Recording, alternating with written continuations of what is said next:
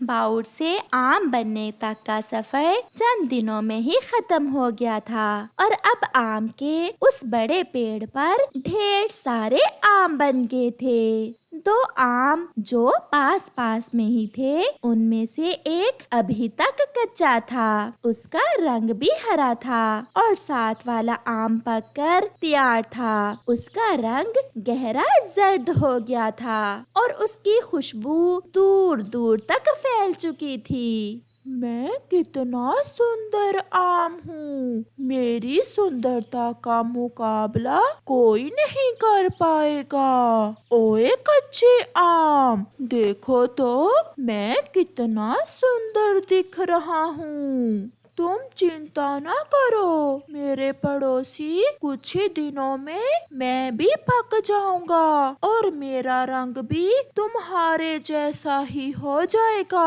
और मैं आपसे भी ज्यादा सुंदर दिखूंगा।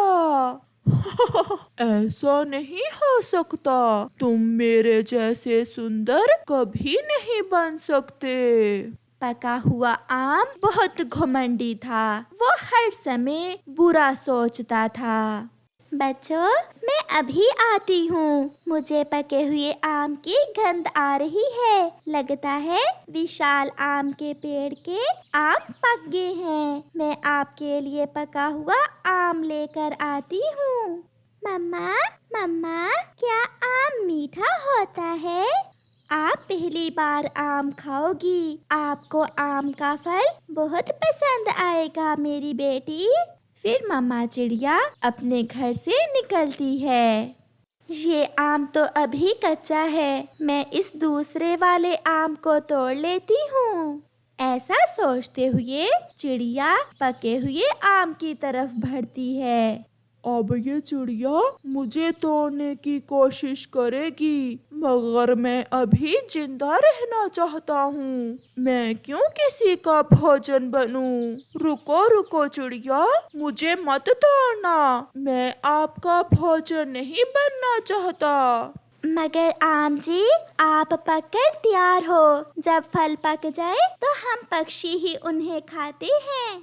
मैं तुम्हारा भोजन नहीं बनूंगा। मैं इतना सुंदर आम और तुम छोटी चिड़िया, मैं अभी जिंदा रहूंगा। अगर तुम मुझे तोड़ लोगी तो मैं मर जाऊंगा। अगर तुम सुंदर हो तो इसमें तुम्हारा कोई कमाल नहीं है। तुम्हारी सुंदरता इस पेड़ के कारण है और आज तक इस पेड़ ने हमें अपने फल खाने से नहीं मना किया। ये सब साथ वाला कच्चा आम सुन रहा था और वो चिड़िया से कहता है, चिड़िया, ये मेरा पड़ोसी बहुत घमंडी है। आप कुछ दिन इंतजार कर लें, मैं पकने ही वाला हूँ। आप मुझे खा लेना। ठीक है अच्छे आम, मैं आज अपने बच्चों के लिए दाना ले जाती हूँ। फिर चिड़िया वहाँ से चली जाती है, जिसे देखकर पका हुआ आम और भी अकड़ जाता है। बड़ी आई थी मुझे खाने वाली, चल भाग यहाँ से।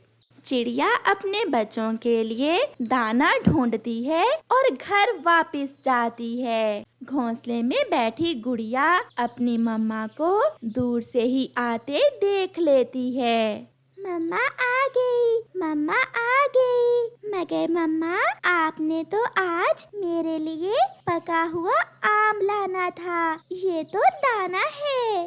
गुड़िया बेटी, एक ही आम पका था अभी, बाकी के सब तो कच्चे थे। तो मम्मा आप वही आम तोड़ लाती। बेटी, वो आम तो बहुत घमंडी था। उसने मुझे खुद को तोड़ने से मना कर दिया। वो तो बहुत गुस्से वाला आम था। फिर चिड़िया की बेटी दाना ही खा लेती है। कुछ दिन गुजर जाते हैं और कच्चा आम भी पक जाता है। वो भी घमंडी आम की तरह पीला हो जाता है। पक गया, तू भी पक गया। अब पक्षी तुझे ही खाएंगे, मैं तो किसी के काम आऊंगा नहीं। मुझे बहुत खुशी होगी जब कोई मुझे तोड़ कर खाएगा, क्योंकि एक ना एक दिन तो हमें खत्म होना ही है। ऐसे पेड़ पर लगे हुए गल सड़ जाने से तो अच्छा है कोई मुझे खा ही ले। लो, तो फिर वो तोता आ रहा है, तैयारी करो उसका भोजन बनने की। ये जंगल सुंदर जंगल है, यहाँ मीठे मीठे फल हैं लगे, यहाँ फूल भी हैं, यहाँ झरने भी हैं। वो रहे पके हुए मीठे मीठे आम, मैं अभी वहाँ जाकर आम खाता हूँ। तोता पके हुए आम देखकर आम के पेड़ की तरफ जाता है। जैसे ही तोता आम के पेड़ पर बैठता है, घमंडी आम तुरंत तोते से कहता है, खबरदार बड़ी चोंच वाले मिट्ठू, अगर मुझे खाने की कोशिश की तो मैं कड़वा बन जाऊंगा और तुम्हारे मुंह का स्वाद कड़वा कर दूंगा। मैं तो बड़ी इच्छा लेकर यहाँ आया था और तुम मुझे खुद को खाने से मना कर रहे हो। आप ऐसा क्यों कर रहे हो सुंदर आम? क्योंकि मैं बहुत सुंदर हूँ, कोई मेरे जैसा सुंदर पक्षी ही मुझे खाएगा। मैं तुम्हारे जैसे बड़ी चोंच वाले पक्षी का भोजन क्यों बनूं? तोते मेरी तरफ भी देखो, मैं भी पक चुका हूँ, आप मुझे खा सकते हो, क्योंकि अब अगर मुझे कोई खाएगा नहीं तो कुछ ही दिनों में मैं गल सड़ जाऊंगा। जहाँ अच्छाई वहीं बुराई, देखा घुमंडी आम, आपका पड़ोसी आम कितना अच्छा है, तो फिर इसे ही खाओ, मैं तो तुम्हारी बातों में आने वाला नहीं हूँ। फिर मिट्ठू तोता दूसरा आम तोड़कर वहाँ से चला जाता है। नहीं बनूंगा, मैं किसी का भोजन नहीं बनूंगा, कुछ भी हो जाए मैं हमेशा ऐसे ही पेड़ पर बना रहूंगा और आते जाते पक्षियों का दिल ललचाता रहूंगा। मम्मा आज जाइए ना, वो अच्छा आम भी अब तक तो पक गया होगा, आप मुझे आम ला कर देना। मैं जाती हूँ मेरी बेटी, वो आम अब तक पक गया होगा। चिड़िया अपने घोंसले से निकलती है, मगर चिड़िया ये देखकर निराश हो जाती है कि वहाँ तो वो आम था ही नहीं। घमंडी आम चिड़िया को देखकर हंसता है। फिर आ गई चिड़िया, तुम फिर आ गई हो, ले गया वो कच्चा आम, जैसे ही पका उसे तो हरा तोता ले उड़ा। अब तुम भागो, क्योंकि तुम जानती हो मैं तो तुम्हारा भोजन बनने वाला नहीं हूँ। आपके अलावा और भी आम हैं, वो देखें ऊपर। अब इस पेड़ के सारे ही आम पककर तैयार हैं। मैं दूसरे वाला आम तोड़ लेती हूँ और तुम यहाँ ही सड़ते रहना, कोई भी तुम्हारे पास नहीं आएगा।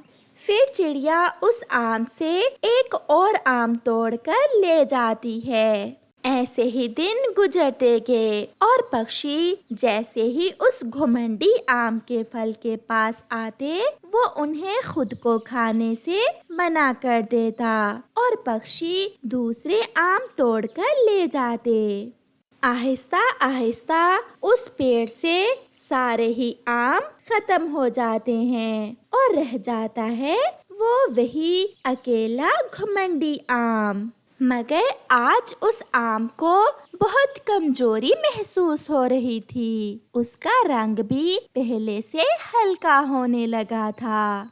तेज धूप है, इस धूप से मुझे बहुत नफरत है, ये मेरा चेहरा जला देगी। मेरे साथ कोई बात करने वाला भी नहीं है।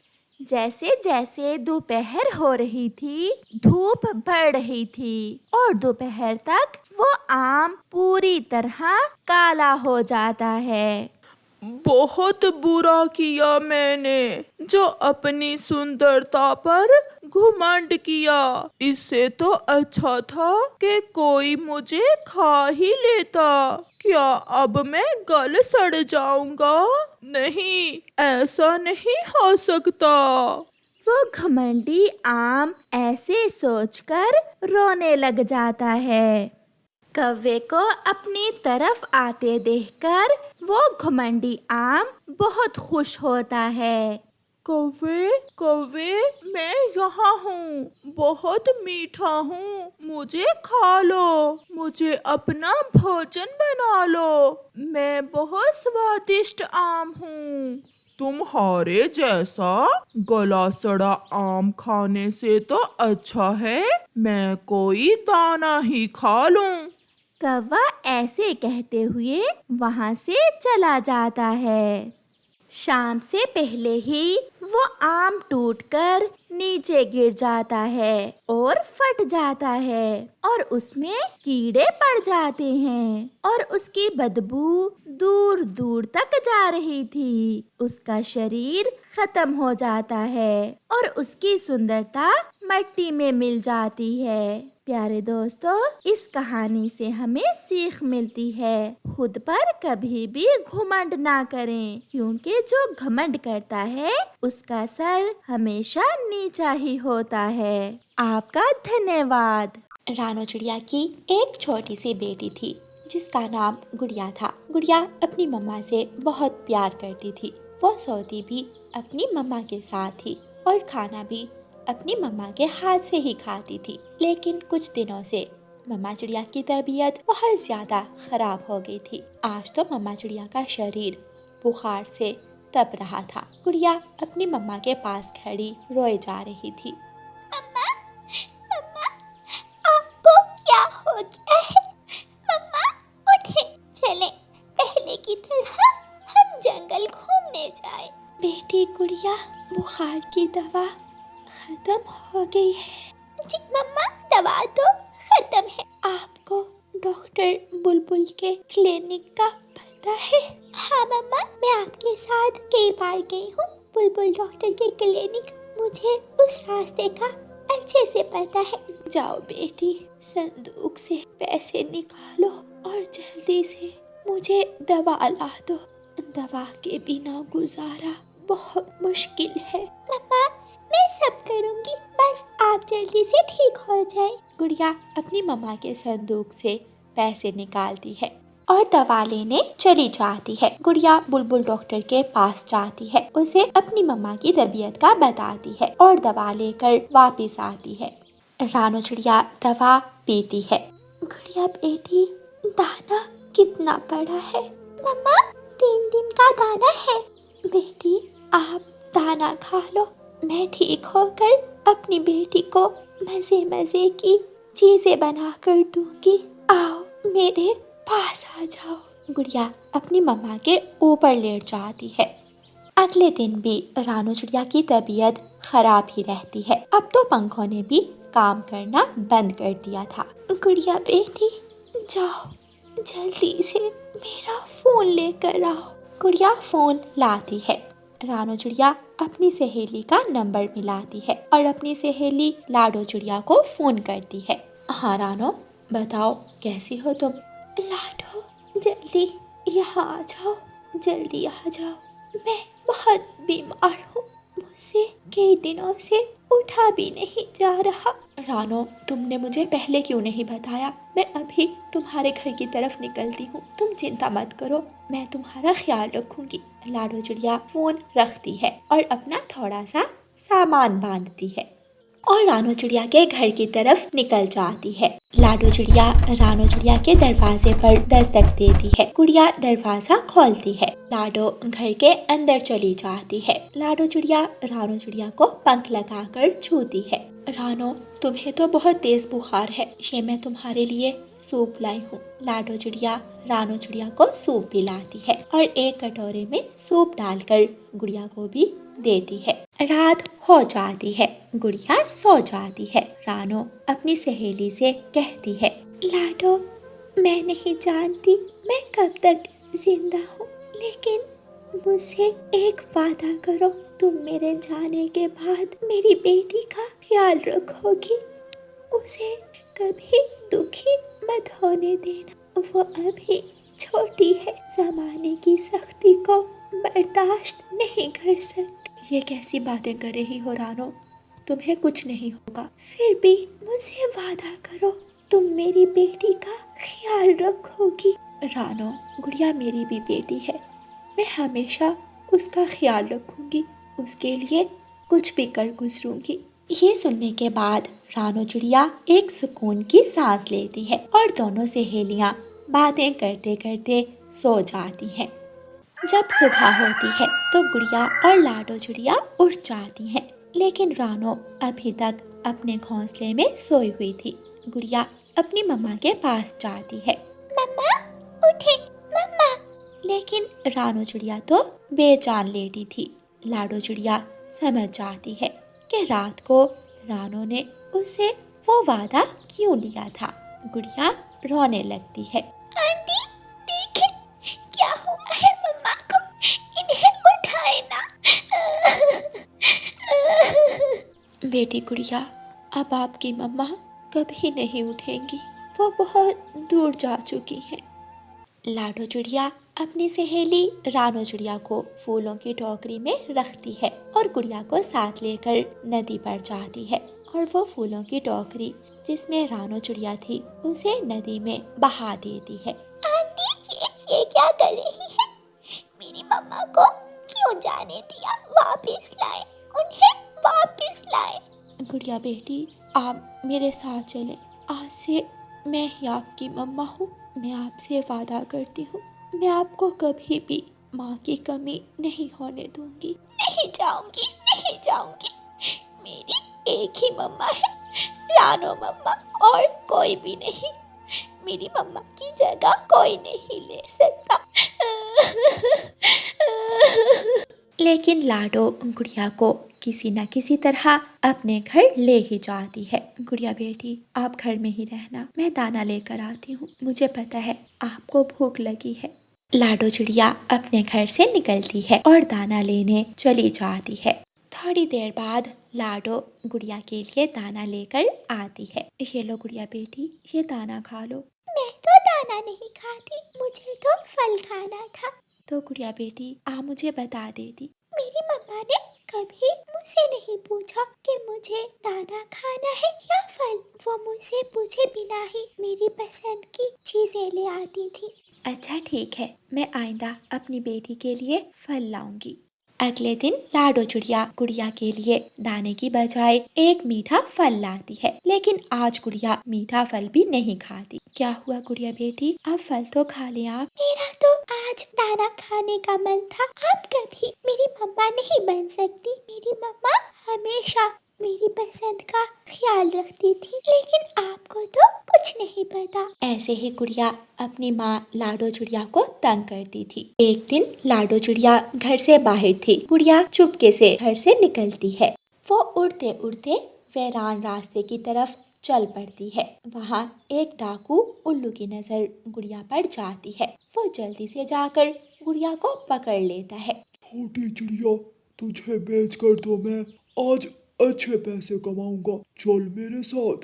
मुझे छोड़ दो गंदे अंकल, मुझे जाने दो।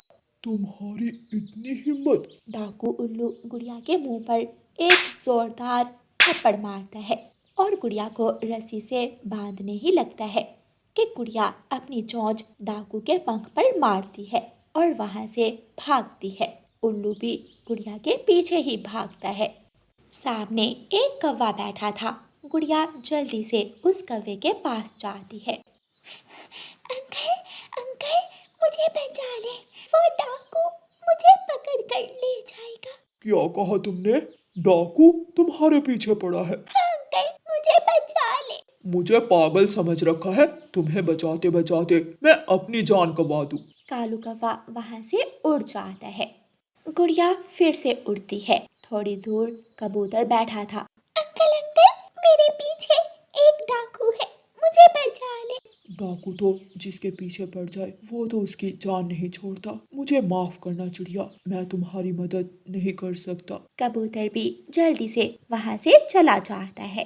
थोड़ा आगे तोता बैठा था, लेकिन वो भी गुड़िया की मदद नहीं करता। डाकू उल्लू गुड़िया को पकड़ लेता है और उसे रस्सी से बांध लेता है। बचाओ बचाओ, कोई तो मुझे बचाओ। डाकू उल्लू जैसे ही गुड़िया को अपने साथ ले जाने लगता है, लाडो चिड़िया एक बड़ी सी लाठी लेकर आती है और उस डाकू को मारती है। डाकू भी लाडो चिड़िया से लड़ने लगता है। गंदे डाकू, तेरी इतनी हिम्मत, तू मेरी बेटी को हाथ लगाए, तुझे तो मैं छोड़ूंगी नहीं। दोनों की खूब लड़ाई होती है। लाडो चिड़िया लड़ाई के दौरान बहुत ज्यादा घायल हो जाती है, लेकिन फिर भी वो बहादुरी से लड़ती है।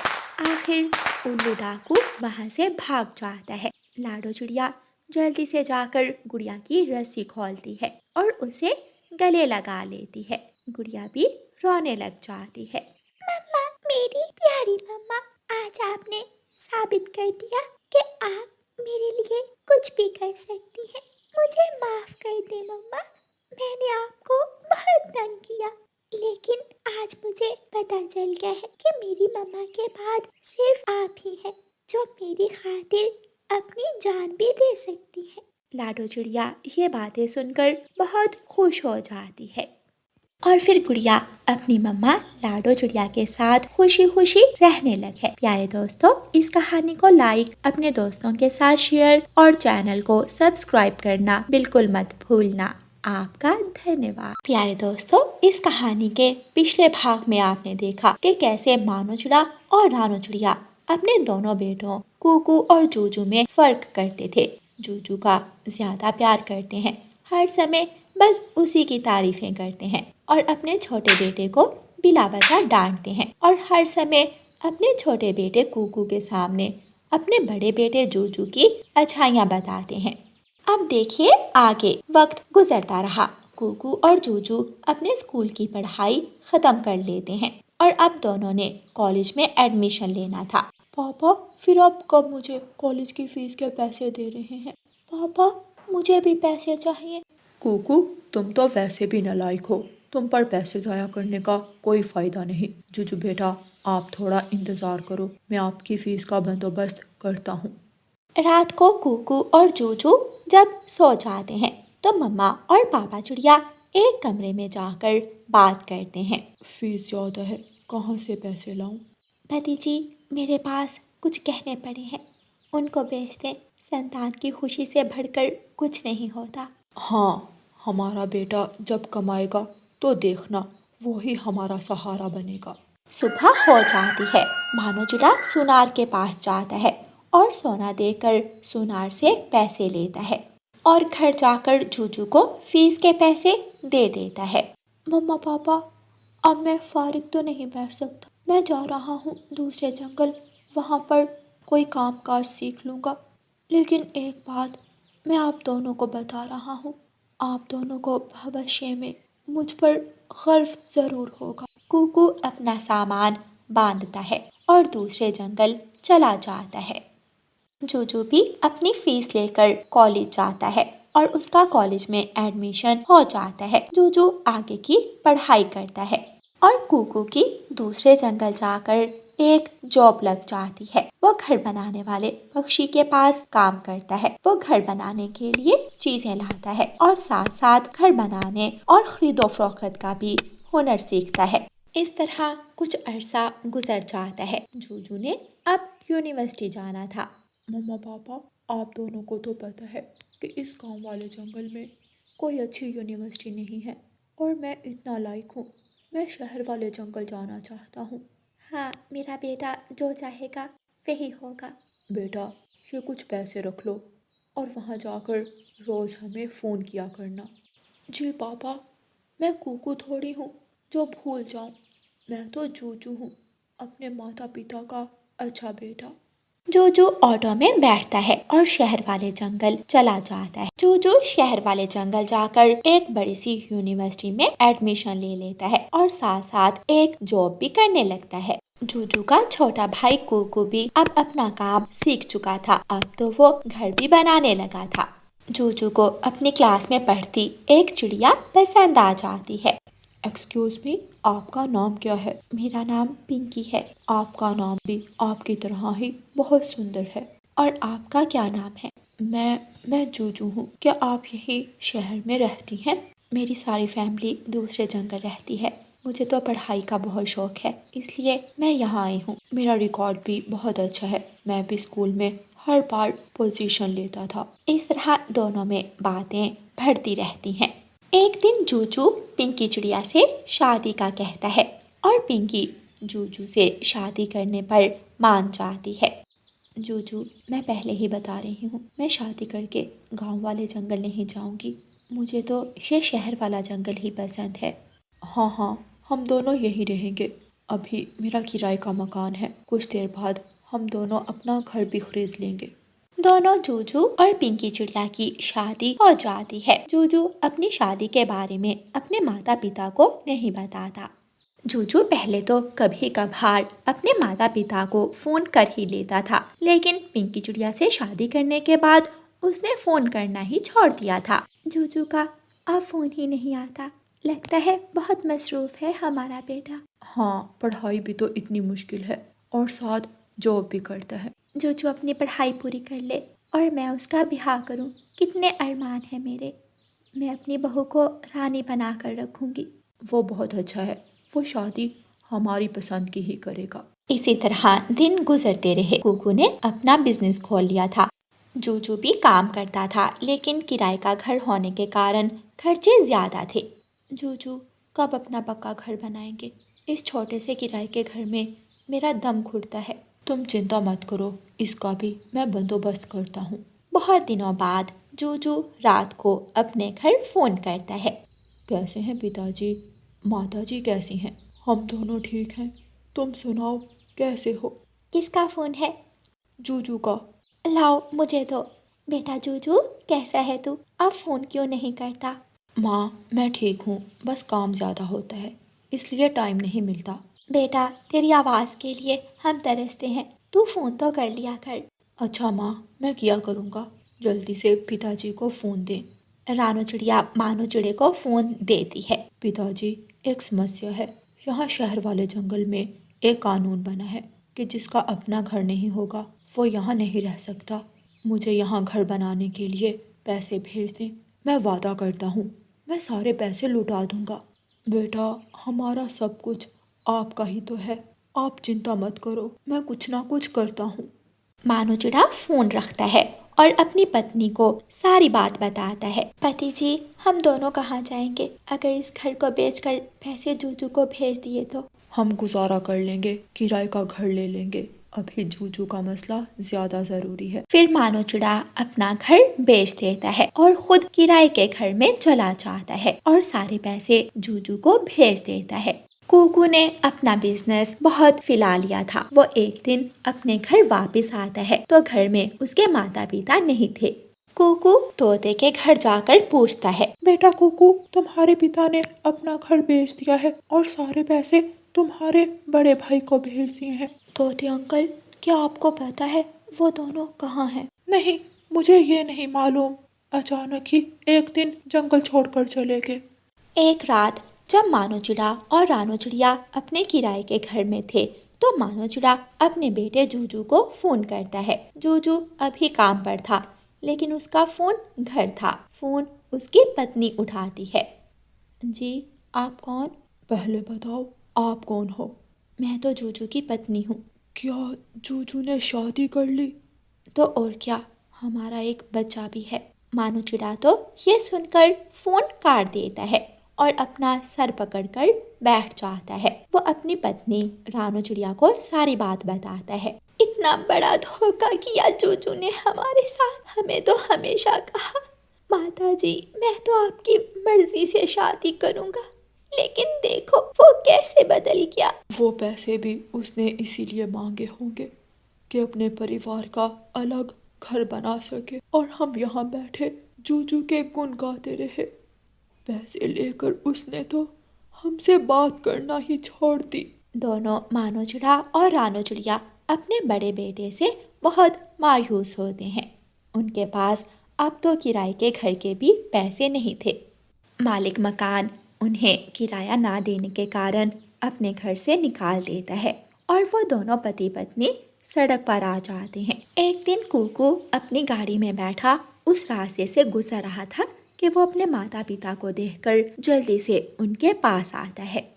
माताजी, पिताजी, मैंने कहाँ कहाँ नहीं ढूंढा आप दोनों को, आप कहाँ चले गए थे? कुकू जोर से उनके गले लग जाता है। मानो चिड़ा और रानो चिड़िया भी अपने छोटे बेटे को देखकर बहुत खुश होते हैं। वो दोनों अपने बेटे को सारी बात बताते हैं। बस अब आपको चिंता करने की कोई ज़रूरत नहीं। चलें मेरे साथ, मेरे घर चलें, मैं आप दोनों का पूरा ख्याल रखूँगा। कुकू अपने माता पिता को गाड़ी में बिठाकर अपने घर ले जाता है। बेटा कुकू, हमें माफ़ कर दो, हमने तुम्हारे साथ बहुत बुरा किया। हमेशा चूचू को अच्छा कहते रहे और तुम्हारा हक खाते रहे। आप दोनों सारी पुरानी बातें भूल जाएं। अब हम सब मिलकर एक नए जीवन की शुरुआत करते हैं। मैं आप दोनों को कभी भी अकेला नहीं छोड़ूंगा। प्यारे दोस्तों, कभी भी अपनी संतान में फ़र्क मत करें। क्या पता जो संतान आपके नज़दीक कम अकल है वही आपके भविष्य का सहारा बन जाए। और प्यारे दोस्तों, इस कहानी को लाइक, अपने दोस्तों के साथ शेयर और चैनल को सब्सक्राइब करना बिल्कुल मत भूलना। आपका धन्यवाद।